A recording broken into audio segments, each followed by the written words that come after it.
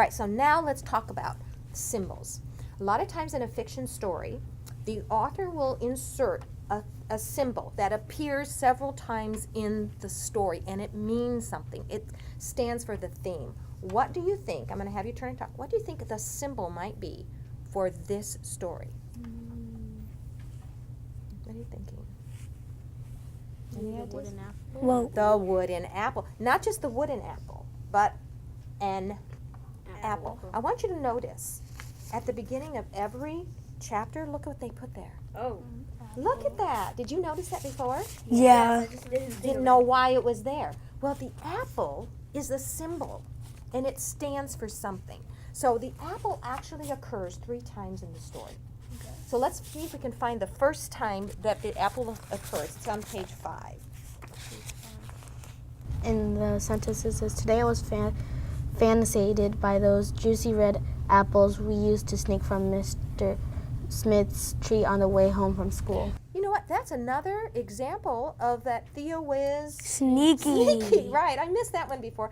But he is fantasizing. Fantasizing means he's dreaming about it. So what is he dreaming about, David? Red apples. Red apples. So that means something to them, okay? The next time it occurs is on page 7. Can you It's talk the about very last word on right here. it? Right. On And page talk 7. about it. It says there will be no feast, no meat, and no apples. No apples. And then it occurs at the end of the book. Go ahead and find the apples again. Where did the apples come in? The German soldiers gave Theo a wooden apple. Right. So what do you think this wooden apple symbolizes? Go ahead and have a conversation with each other. He's showing his love.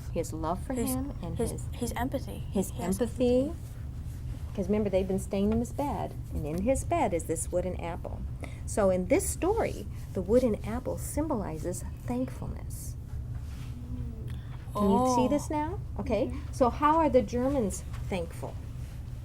They're thankful because those people could have just denied them, but they didn't. They were cooperative. And gave them their home. Now talk about Theo and his family. How does that apple symbolize thankfulness? So as you read, it's important for you to think about the feelings, because that will help you understand how the character changes. It's also important to think about the traits.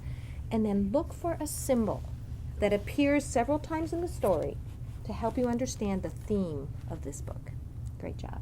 I noticed on the discussion part of day 1, when we were discussing feelings and taking those to traits and finding evidence, that you often ask them the trait, what feeling, what trait would that symbolize, and then define the evidence. Well, one time you gave them the evidence, and you wanted them to come up with a trait word.